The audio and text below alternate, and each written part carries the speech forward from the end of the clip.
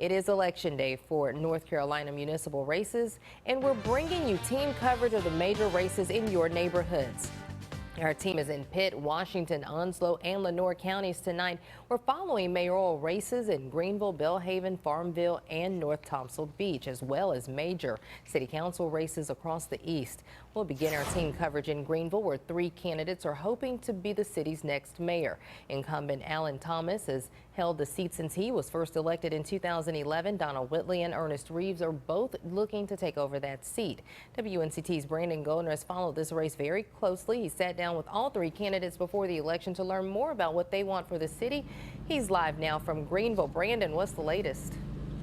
Angela, we're at Precinct 11A, which is the busiest precinct in Pitt County. It's just off of Evans Street on Martinsboro Road. We see a stream of voters coming in to cast their ballots for one of the big races for this election, which is the mayoral race. Alan Thomas is the incumbent. He's seeking his 3rd term in office. He's placing an emphasis in this election on his accomplishments with economic development, roads, and crime reduction. Donna Whitley, his challenger, she wants quality of life focus with an emphasis on parks and greenways to attract big corporations who in turn will bring jobs. Ernest Reeves is the other challenger. He's focusing on the wealth gap. That's a big thing he's been emphasizing to me. Substantial poverty, he says, are in Greenville, which he wants to eliminate through spending on services, especially when it comes to education and recreation centers. And again, voters are still streaming in. You have until 7:30 here in Greenville to vote. We'll continue following this race into the evening. Live in Greenville, Brandon Goldner, 9 on your side.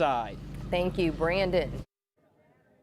Josh Birch is also following a major mayoral race in the east. He sat down with both candidates for Belhaven Mayor, incumbent Adam O'Neill and challenger Ricky Ratcliffe. Josh, what do these men want to see for this town?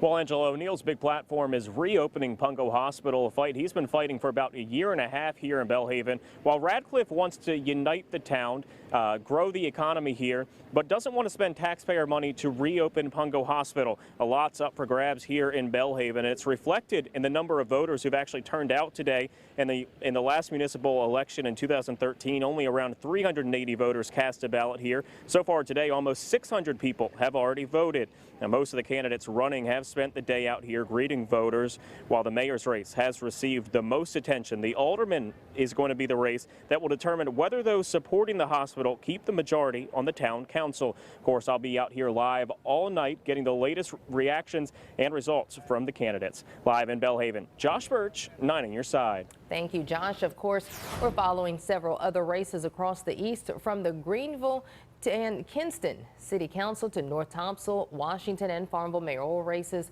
We've got crews covering these races, and we'll have those results as they come in. If you have not made it out to vote, the polls are still open. As long as you're in line by 7:30, you can cast a ballot. Many in the community we spoke with are urging others to get out and vote, saying municipal elections are just as important as presidential.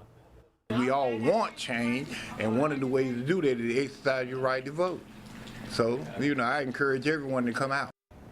If you are concerned about standing in line, ballots are shorter, which means shorter wait times for voters. And we've got profiles of several candidates on our website, WNCT.com. We'll also have the latest results online after polls close.